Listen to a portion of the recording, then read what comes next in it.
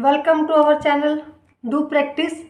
तो आज हम करेंगे कंपनी अकाउंट में इशू ऑफ शेयर चैप्टर से entries on issue of shares. हालांकि हम इस चैप्टर का जो थ्योरेटिकल पार्ट है वो कंप्लीट कर चुके हैं, जिसमें हमने किया कि शेयर्स क्या होते हैं, types of shares, capital reserve, capital capital reserve के बीच में difference, and public subscription of shares क्या होता है, प्राइवेट प्लेसमेंट ऑफ शेयर्स क्या होता है, और एम्प्लॉय स्टॉक ऑप्शन प्लान क्या है, प्रिलिमिनरी एक्सपेंसेस क्या होते हैं और कैसे उनको ट्रीट किया जाता है। तो वो सब कुछ हम कवर कर चुके हैं। अब आता है हमारा numerical part, entries on issue of shares. कि अभी हमने ये थियोरेटिकल पार्ट किया है कि जब हम शेयर्स को इशू करते हैं तो क्या कुछ कंपनी को प्रोसीजर फॉलो करना होता है जब वो प्राइवेटली इशू करती है या पब्लिकली इशू करती है। तो अब इशू करने वाली एंट्रीज क्या होंगी उनकी बात करते हैं। सबसे पहला हम एग्जांपल लेते हैं। फॉर एग्जांपल कोई कंपनी है और हमने कोई कंपनी स्टार्ट की है, ठीक है, और हम चाहते हैं कि अपनी कंपनी में कम से कम 10 लाख की कैपिटल से हम अपना बिजनेस शुरू करें। अब हमें 10 लाख की कैपिटल चाहिए। 10 लाख की कैपिटल के लिए हमें शेयर्स इशू करने हैं ताकि हमारे कैपिटल कलेक्ट कर सके। तो हमने क्या किया, उस 10 लाख रुपये को कलेक्ट करने के लिए हमने सोचा कि शेयर्स को इशू करते हैं और एक शेयर की वैल्यू रखते हैं 10 रुपये, ताकि हर कोई शेयर होल्डर, हर एक इन्वेस्टर इजीली उन शेयर्स को परचेज कर सके। क्योंकि अगर शेयर की वैल्यू कम होगी तो मतलब एक नॉर्मल आदमी भी जो है, जिसके पास पैसे कम है, वो भी उन शेयर्स को परचेज कर सकता है। अगर मैं उस शेयर की वैल्यू 100 रुपीज़ रखूँगी तो वो कम आदमी, कम पब्लिक उसको परचेज कर पाएगी। तो मैंने शेयर्स की वैल्यू रखी 10 रुपये ताकि हर कोई उसको इजीली परचेज कर पाए। अब मुझे 10 लाख रुपए की कैपिटल कलेक्ट करनी है और एक शेयर की वैल्यू मैंने रखी 10 रुपये। तो मीन्स कितने शेयर्स मुझे इशू करने होंगे, 1 लाख शेयर्स मुझे इशू करने होंगे। और एक शेयर की वैल्यू कितनी है हमारी, at the rate of 10 rupees, at the rate of 10 each. मतलब हर एक शेयर की वैल्यू 10 रुपये रखी है और 1 लाख शेयर हमें इशू करने होंगे 10 लाख कैपिटल को कलेक्ट करने के लिए, ठीक है। अब हमने जब बात की थी कि जब भी कंपनी चाहती है या हम चाहते हैं, मीन्स हमने कंपनी ओपन की है और हम चाहते हैं कि जो शेयर्स हैं वो हम इशू करें पब्लिक में, तो हमें एक प्रोसीजर फॉलो, पहले प्रोस्पेक्टस इशू करना होता है, वो हम डिस्कस कर चुके हैं। तो हम नॉर्मल जो है 4 इंस्टॉलमेंट में पैसे मंगवाते हैं। फर्स्ट हमारा होता है एप्लीकेशन मनी, सेकंड हमारी होती है अलॉटमेंट मनी, थर्ड हमारा होता है फर्स्ट कॉल और फोर्थ हमारा होता है फाइनल कॉल। तो हमें 4 इंस्टॉलमेंट में पैसे मंगवाने होते हैं। और कौन से पैसे, वो 10 रुपये जितने का वो एक शेयर है।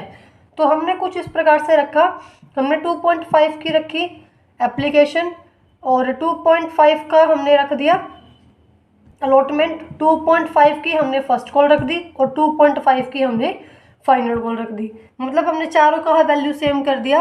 अगर हम चाहें तो इसको ऐसे भी कर सकते हैं कि 3 रुपये का हम एप्लीकेशन रख दें, 3 रुपये का हम अलॉटमेंट रख दें, 2 रुपीज़ का हम फर्स्ट कॉल रख दें, 2 रुपीज़ का हम फाइनल कॉल रख दें।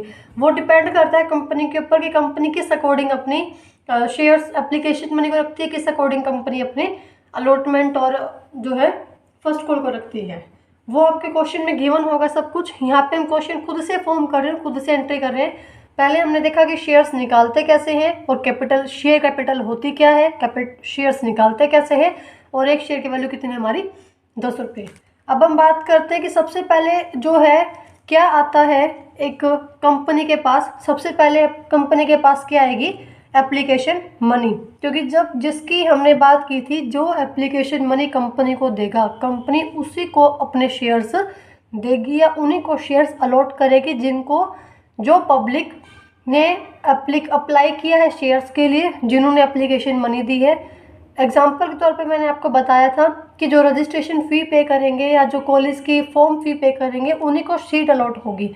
वैसे आप शेयर्स में है, जो एप्लीकेशन मनी पे करेंगे उन्हीं को अलॉटमेंट, उन्हीं को शेयर्स अलॉट होंगे। तो सबसे पहले हम बात करते हैं एप्लीकेशन मनी की। तो जब एप्लीकेशन मनी की हमने बात की थी, तो जो एप्लीकेशन मनी है वो किसके पास आती है, एक वो आती है आपके बैंक के पास। क्योंकि जो सारा पैसा है एप्लीकेशन मनी का, वो कंपनी कहाँ डिपॉजिट करती है, एक शेड्यूल्ड बैंक में डिपॉजिट करती है। और वो बैंक का नाम भी आपको पता ही होता है कि कहाँ हमारा पैसा जाने वाला है। तो आप कंपनी एक उस पैसे को जमा करती है बैंक में, तो यहाँ पे पब्लिक क्या करती है, डायरेक्टली उस बैंक में ही अपने पैसे को जमा कर देती है, एप्लीकेशन मनी को, जहाँ वो पैसा कंपनी को सेंड करना है। तो डायरेक्टली वो पैसा कहाँ जाता है, आपका बैंक में। जो भी पब्लिक चाहते हैं कि हम अपने शेयर्स के लिए ऊपर जो एप्लीकेशन मनी भेजती है। तो सबसे पहले हम बात करते हैं कि जब कंपनी को एप्लीकेशन मनी भेजती है, तो सबसे पहले हम बात करते हैं कि जब कंपनी को एप्लीकेशन मनी रिसीव होती है, तो कंपनी क्या एंट्री करती है। तो फर्स्ट एंट्री हमारी होती है बैंक, क्योंकि सारा पैसा अब पब्लिक ने कहाँ भेजा है, बैंक में। तो पैसा हमारा कहाँ जाएगा, सारा बैंक में। और डेबिट वर्ड कम्स इन, कहाँ पैसा आ रहा है, बैंक में। तो एंट्री क्या हो जाएगी, बैंक अकाउंट डेबिट टू, किस फॉर्म में आ रहा है, अभी कौन दे रहा है पैसा, एप्लीकेशन के फॉर्म में आ रहा है, तो टू शेयर एप्लीकेशन अकाउंट। ठीक है, फर्स्ट एंट्री आपकी क्या हो जाएगी, bank account debit to share application account. अब कितने शेयर्स हैं आपके, शेयर्स हैं आपके 1 लाख, और एप्लीकेशन मनी आपकी कितनी है, 3 रुपये। तो मतलब अगर हम बात करें कि जितने हमने शेयर्स पब्लिक को दिए थे, सभी के सभी शेयर्स पब्लिक ने खरीद लिए हैं, मतलब परचेज कर लिए, 1 लाख के 1 लाख शेयर्स कंपनी पब्लिक ने परचेज कर लिए हैं। तो हमारा कितना पैसा आ जाएगा भाई, 3 लाख रुपीज़। कैसे आया, 1 लाख का शेयर था, 1 लाख शेयर्स थे, और एक शेयर की वैल्यू कितनी है आपकी, 3 रुपीज़। तो आपके कितने एप्लीकेशन मनी आ गई, 3 लाख रुपीज़।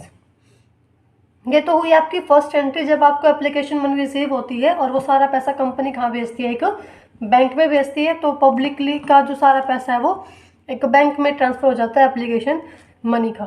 सेकेंड एंट्री क्या होती है, अब जो मैंने आपको बताया कि कंपनी है 10 लाख रुपये इकट्ठा करना चाहती है, तो 10 लाख रुपये इकट्ठा करना चाहती है, और वो कैसे कर रही है, 10-10 रुपये मंगवा के, मतलब 10 रुपये एक शेयर्स का रख रही है। तो जो हमारे ये 3 लाख रुपए हैं, ये भी तो शेयर कैपिटल का ही हिस्सा है। अगर मैं बात कहूँ, ये भी तो उन 10 लाख का ही हिस्सा है। हमने अब वो डिपेंड करते हैं, या तो हम 10 के 10 लाख रुपए कहीं से लोन लेते हैं, या फिर हमने 10 लाख रुपए मंगवाए, 3 लाख एक बार मंगवा लिए, 3 लाख एक बार मंगवा लिए, 2 लाख एक बार मंगवा लिए, 2 लाख एक बार मंगवा लिए, 3 और 3 6 और 4 10 हैं, तो वो भी 10 लाख रुपए ही। हमने सिर्फ 10 लाख रुपए को टुकड़ों में मंगवा लिया, एप्लीकेशन अलॉटमेंट फर्स्ट कॉल और फाइनल कॉल का नाम देके। तो जो 3 लाख रुपए हैं, ये भी आपका 10 लाख का ही पार्ट है, मतलब उस शेयर कैपिटल का ही पार्ट है। तो आप उस एप्लीकेशन मनी को कहाँ सेंड कर दोगे, शेयर कैपिटल अकाउंट में। तो एंट्री क्या हो जाएगी, share application account debit to share capital account, क्योंकि आप जो सारा पैसा है वो शेयर कैपिटल अकाउंट में सेंड कर दोगे। जो ये पैसा है वो आपका शेयर कैपिटल का ही है, मीन्स उस 10 लाख का ही हिस्सा है हमारा ये 3 लाख। तो हमने पैसा भेज दिया share application account debit to share capital, क्योंकि जब भी शेयर कैपिटल में पैसा आ जाएगा, उसके बाद ही जो कंपनी है वो शेयर्स को अलॉट करेगी पब्लिक को। तो अब उसके बाद जैसे ही हमें देखो, अब इसमें 2 केस होंगे। एक तो मान के चलो कि अगर 1 लाख शेयर्स हमने इशू किए थे और 1 लाख के 1 लाख ही हमें रिसीव हो गए, 1 लाख के ऊपर ही हमें एप्लीकेशन में रिसीव हुई, तो same entry share application account debit to share capital account. But कई बार क्या होता है कि हमने 1 लाख शेयर्स इशू किए थे पब्लिक के अंदर, बट जो हमें पब्लिक से एप्लीकेशन मनी रिसीव हुई, ये पब्लिक ने जो अप्लाई किया वो 1,10,000 शेयर्स को कर दिया। तो यहाँ पर हमारे पास तो 1 लाख शेयर्स देने के लिए ही है, पब्लिक ने 1,10,000 शेयर्स के लिए अप्लाई कर दिया। तो उस केस में हम क्या करेंगे, अब हम तो 1 लाख शेयर्स ही दे सकते हैं, हमारे पास एक्स्ट्रा 10,000 शेयर्स तो है ही नहीं, और एप्लीकेशन मनी आ गया आपके 1,10,000 के ऊपर। तो जो 10,000 शेयर्स के ऊपर एक्स्ट्रा एप्लीकेशन मनी आई हुई है, उसको आप क्या कर दोगे, रिफंड कर दोगे उन शेयर होल्डर को जिन्होंने आपको एक्स्ट्रा पैसा दिया हुआ है। तो उस केस में एंट्री क्या हो जाएगी, आपकी एंट्री हो जाएगी share application account debit to bank, क्योंकि अगर पैसा आ रहा है तो एंट्री क्या हुई थी, बैंक अकाउंट डेबिट। ठीक है, और अब आप उन शेयर होल्डर को, उन 10,000 शेयर होल्डर्स को 3 रुपये वापस कर रहे हो, तो आपकी एंट्री क्या हो जाएगी, टू डेबिट में भी 30,000 और क्रेडिट साइड पे 30,000, क्योंकि जो आपने यहाँ पे क्या लिखा जाएगा, शेयर एप्लीकेशन मनी रिफंडेड, क्योंकि जो आपने एप्लीकेशन मनी मिली थी आपको वो आपने क्या कर दी, वापस कर दी, रिफंड कर दी उन शेयर होल्डर्स को जिनको आप शेयर्स अलॉट नहीं कर पाए। क्योंकि आपके पास देने के लिए सिर्फ 1,00,000 शेयर्स है, एप्लीकेशन मनी आ गई 1,10,000 की, तो आपके पास एक्स्ट्रा 10,000 शेयर्स देने के लिए इस टाइम नहीं है। तो जो आपके पास शेयर्स नहीं है उनके ऊपर भी एप्लीकेशन मनी रिफंड कर दी जाएगी और उनको लेटर ऑफ रिग्रेट भेजा जाएगा। अब जिन 1,00,000 शेयर होल्डर्स को शेयर्स मिल रहे हैं, 10,000 को शेयर्स नहीं मिल रहे थे, वो तो होगी हमारी बात। अब जिनको 10,000 1,00,000 शेयर होल्डर्स को जो शेयर्स मिल रहे हैं उन पे क्या एंट्री करोगे।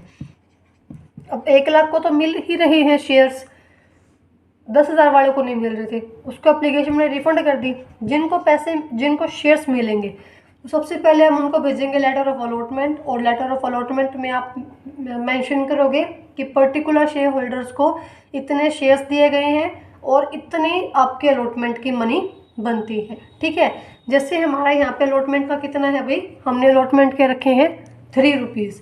एप्लीकेशन के आपके सारे पैसे आ चुके हैं, 3 लाख के 3 लाख आ चुके हैं, 3 लाख के 3 लाख।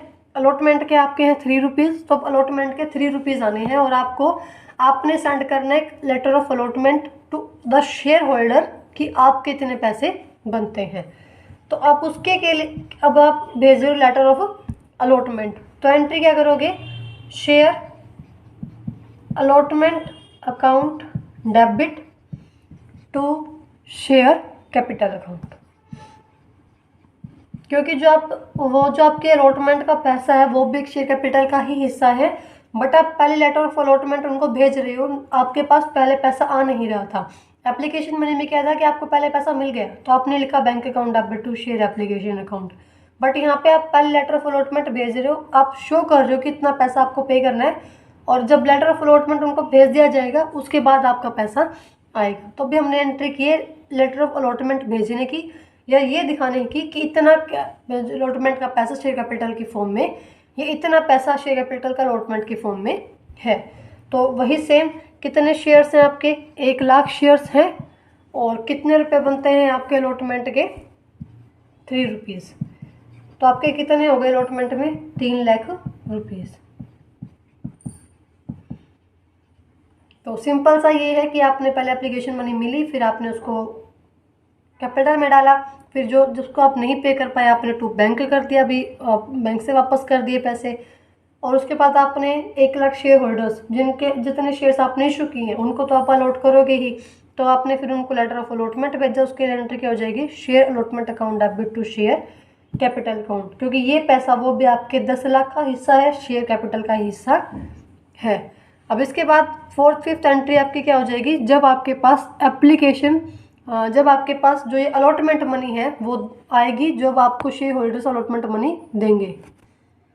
तो जब आपके पास, अब उन्होंने अपने लेटर ऑफ अलॉटमेंट भेज दिए, तो अब आपके पास आएगा अलॉटमेंट का पैसा, जो अलॉटमेंट का पैसा ड्यू था, तो आपके पास आएगा अलॉटमेंट का पैसा, और एंट्री क्या हो जाएगी, bank account debit to share allotment account. To share allotment account entry होगी, क्योंकि आपके पास अलॉटमेंट का जो पैसा है वो आ रहा है। तो कैसे हो जाएगा, आपके पास 3 लाख के लिए आपने भेजा था, और मान के चलो कि किसी ने भी कोई पैसा नहीं रखा है, वो केस आपके बाद में आएंगे कि आपके कॉलिंग एरर होगा, कोई एडवांस पे करता होगा, तो वो केस बाद में आएंगे। अभी हम बिल्कुल सिंपल सी एंट्री कर रहे हैं ताकि जो बेस है वो एंट्रीज का वो बन जाए, उसके बाद एडवांस एंट्री भी हम करेंगे। तो आपके पास कितना पैसा आया अलॉटमेंट का, 3 लाख रुपये थे, और 3 रुपये आपके अलॉटमेंट के थे। आप यहाँ पे लिखोगे allotment money receive, allotment money receive, क्योंकि आपको अलॉटमेंट का पैसा मिल चुका है। तो ये हमने अभी तक एंट्री की है एप्लीकेशन की और अलॉटमेंट की। जब एप्लीकेशन मनी आएगी तो उसके बाद आप उसको शेयर कैपिटल का हिस्सा है वहाँ ट्रांसफ़र करोगे, और जिनको आप नहीं पे कर पाए, जिनको शेयर्स आप नहीं अलॉट कर पाओगे, उनको आपने बाय टू बैंक करके जो है एंट्री, जो पैसा है वो वापस कर दिया है। और उसके बाद आपने लेटर ऑफ अलॉटमेंट भेजा कि 3 लाख रुपए हमारे आने हैं, जो शेयर कैपिटल का ही हिस्सा है, और उसके बाद जो पैसा आ गया तो हमने एंट्री की bank account debit to share allotment, क्योंकि अलॉटमेंट का पैसा है वो आ गया है और बैंक में ही आया है, तो एंट्री हो जाएगी bank account debit to share allotment. उसके बाद अगर कंपनी चाहे तो वो फर्स्ट कॉल और फाइनल कॉल फिर से मंगवाएगी, पर फर्स्ट कॉल और फाइनल कॉल के लिए भी उसको पहले क्या करना पड़ेगा, एक नोटिस भेजना पड़ेगा उनके पास, शेयर होल्डर्स के पास, कि आपको इतने रुपए कॉल के देने हैं। तो जब अलॉटमेंट का हो चुका है हमारा, तो उसके बाद कंपनी चाहे तो कॉल भी मंगवाएगी भाई। जब कंपनी कॉल मंगवाएगी तो एंट्री क्या हो जाएगी, अब हमने पहले उसको कॉल लेटर डालना है शेयर होल्डर्स को कि हम आपको इतने कॉल के पैसे पे करने हैं। तो हमारी जो 6th एंट्री है वो हमारी हो जाएगी share first call account debit. Entries करना बहुत ईजी है, सिर्फ आपको कंसेप्ट पता होना चाहिए। टू शेयर कैपिटल अकाउंट, यहाँ पे हम टू शेयर कैपिटल इसलिए लिख रहे हैं क्योंकि जो आप अलॉटमेंट मंगवाओ, चाहे आप जो है एप्लीकेशन मनी मंगवाओ, चाहे आप फर्स्ट कॉल मंगवाओ, चाहे आप फाइनल कॉल मंगवाओ, हर एक चीज़ आपका जो है शेयर कैपिटल का ही पार्ट है। वो आपका 10 लाख कलेक्ट करने में ही जो है पार्टिसिपेट कर रहा है कि आपको 10 लाख रुपए कलेक्ट करने हैं। जैसे आपने 10 लाख रुपए को एक इंस्टॉलमेंट में कलेक्ट करना स्टार्ट कर दिया है और आपने इंस्टॉलमेंट का नाम रखा application, allotment, first call, final call, but वो आपको मेन पर्पज़ आपका 10 लाख रुपए ही कलेक्ट करना है। तो आपके फर्स्ट कॉल के पैसे आ जाएंगे। अब वही सेम आपका जो शेयर्स थे वो कितने थे, 1 लाख शेयर्स थे, और जो आपका फर्स्ट कॉल है वो आपका फर्स्ट कॉल कितने का है, 2 रुपीज़ का है। तो आप किससे मल्टीप्लाई करोगे, 2 रुपीज़ से। अगर आप एप्लीकेशन मनी का पैसा निकाल रहे हैं तो आप एप्लीकेशन की अमाउंट से मल्टीप्लाई करोगे कि एप्लीकेशन कितने की है। अलॉटमेंट का निकाल रहे हो तो अलॉटमेंट की इंस्टॉलमेंट मनी से मल्टीप्लाई करोगे, जैसे अलॉटमेंट 3 की है। फर्स्ट कॉल का पैसा निकाल रहे हो तो आप फर्स्ट कॉल के रुपीज़ से मल्टीप्लाई करोगे। तो हमारा यहाँ पे आ जाएगा 2 लाख रुपीज़। सिंपल, तो हमारा यहाँ पे आ जाएगा 2 लाख रुपीज़। सिंपल सा ही है ये, कुछ इसमें लंबी चौड़ी बात याद रखने वाली है भी नहीं। सारा पैसा आपको सिर्फ एप्लीकेशन मनी वाले केस में पहले एंट्री बैंक की होगी, बाकी सभी केसेस में पहले उनको लेटर भेजा जाएगा, चाहे आप कॉल लेटर भेजो चाहे आप अलॉटमेंट लेटर भेजो, उसमें उनकी जो एप्लीकेशन मनी है, सॉरी अलॉटमेंट मनी या कॉल मनी लिखी होगी, और उसके बाद आपकी नेक्स्ट एंट्री रहेगी पैसा रिसीव होने की। तो यहाँ पे आपकी 7th एंट्री आती है जब आपके पास आपने कॉल लेटर भेज दिया है और जब शेयर होल्डर्स हैं वो आपको कॉल मनी का पैसा दे रहे हैं। तो आपकी जो 7th एंट्री है वो आपकी हो जाएगी bank account debit to share first call account, क्योंकि आपके पास अब जो कॉल का पैसा है वो आ गया है। और आपके ब्रैकेट में क्या लिखा जाएगा, फर्स्ट कॉल मनी रिसीव, या money on first call is receive. वो आप अपने अकॉर्डिंग एडजस्ट कर सकते हैं, जैसा भी चाहे वैसे आप लिख सकते हैं। इसमें कितना पैसा आया है, 2 लाख रुपीज़। जितने के लिए आपने कॉल लेटर भेजा था उतना ही पैसा आपको रिसीव हो गया है। अब फर्स्ट कॉल भी आ गई है, अब मैं नीड अब फाइनल कॉल की, तो कंपनी चाहती है कि फाइनल कॉल मंगवाई जाए। तो हमारी जो 8th एंट्री है वो फाइनल कॉल की होगी। सबसे पहले उनके पास कॉल लेटर भेजा जाएगा फाइनल कॉल के लिए। तो एंट्री क्या हो जाएगी, share final call account debit to share capital account, क्योंकि वो पैसा भी किसका है भाई, शेयर कैपिटल का है, और वो भी आपका 10 लाख में ही पार्टिसिपेट कर रहा है। सेम फाइनल कॉल भी आपके 2 रुपये की ही है। जितने शेयर्स होल्डर को आपने भेजना है कॉल लेटर, और जितने रुपए के लिए भेजना है उससे मल्टीप्लाई करोगे। 1 लाख शेयर होल्डर्स को भेजना है क्योंकि उतने शेयर्स आपने इशू किए, उतने पब्लिक ने अप्लाई किए हैं, और 2 रुपये आपके फाइनल कॉल के हैं। तो आपको बताना है कि आपको सभी शेयर होल्डर्स के मिला के हमारे कितने रुपये हो जाएंगे, 2 लाख रुपीज़। ये आपको अपने जो है बुक्स ऑफ अकाउंट में शो कर देना है कि आपको 2 लाख रुपीज़ कॉल लेटर आपने भेज दिया और आपके पास वो पैसा रिसीव होगा। लास्ट एंड फाइनल एंट्री हमारी होती है जब आपके पास फाइनल कॉल का जो मनी है वो रिसीव हो जाता है और आप एंट्री करते हैं आप एंट्री करते हैं bank account debit to share final call account. और कितने के लिए आपने कॉल लेटर भेजा था, 2 लाख रुपीज़ के लिए। तो 2 लाख रुपीज़ के लिए ही आपके पास जो है आपकी वो कॉल मनी आ जाएगी। और ब्रैकेट में क्या लिखोगे आप, final call money receive. Class में है तो ध्यान रखें कि आप ये ब्रैकेट में ज़रूर लिख के आए, उससे आपकी एंट्री मतलब ये लगता है कि हाँ भी उनको नॉलेज है प्रॉपरली, वो प्रॉपरली काम कर रहे हैं, तो ये आपका टेम्पटेशन तरीका अच्छा रहता है। अगर आप ब्रैकेट में भी लिख के आते हैं, एंट्रीज आपको आती है, बहुत अच्छी बात है। ब्रैकेट में ज़रूर मेंशन करके कि जो आपने एंट्री किया वो किस बिहाफ पे की है, मतलब क्या आप एंट्री में करने वाले। जैसे हमने लिखा कि फाइनल कॉल मनी रिसीव, तो सामने वाला समझता है, एग्जामिनर समझता है कि हाँ बच्चों को पता है कि यहाँ पे फाइनल कॉल आया है, उसको नोटिफिकेशन नहीं है, तो ये आपका टेम्पटेशन को स्ट्रॉन्ग बनाता है। ठीक है, तो ये थी हमारी को टोटल ही 9 एंट्री जो हमने बात की entries on issue of shares. काफ़ी इंटरेस्टिंग चैप्टर और काफ़ी इजी चैप्टर है अगर हम करने लगे तो इसको। सबसे पहले आपको एप्लीकेशन मनी रिसीव होती है, फिर आप उनको पैसे को अलॉटमेंट शेयर कैपिटल में डालते हो। जो पैसा नहीं आया है, जो शेयर्स नहीं बेच पाएंगे हम, जिनको अलॉट नहीं कर पाएंगे, उसका एप्लीकेशन में रिफंड कर दिया हमने। फिर हमने शेयर्स लेटर ऑफ अलॉटमेंट भेजा, तो वो पैसा भी हमारा शेयर कैपिटल में ट्रांसफ़र हो गया। फिर हम वहाँ से अलॉटमेंट से पैसा आया, फिर हमने कॉल की लेटर भेजा, फिर कॉल का पैसा आया, फिर कॉल लेटर भेजा, फिर कॉल का पैसा आया। सिंपल सा बात है।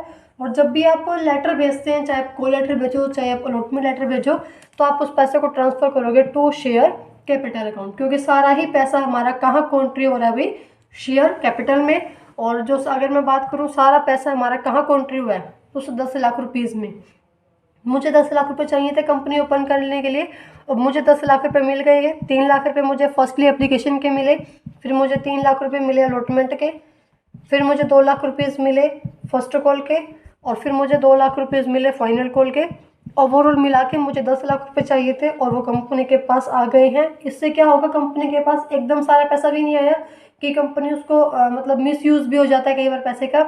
इंस्टॉलमेंट पे पैसा आ रहा है, तो कंपनी का जो ऑपरेशंस है, वर्किंग ऑपरेशंस, वो भी इजीली काम हो रहा है। मतलब ऐसा कई बार होता है ना कि आपको 10 लाख रुपए चाहिए बट आज ही नहीं चाहिए, आज आपको 3 लाख रुपए चाहिए, 3 लाख रुपए चाहिए ताकि आप मशीनरी परचेज कर सको, ताकि आप अपना थोड़ा सा काम कर सको।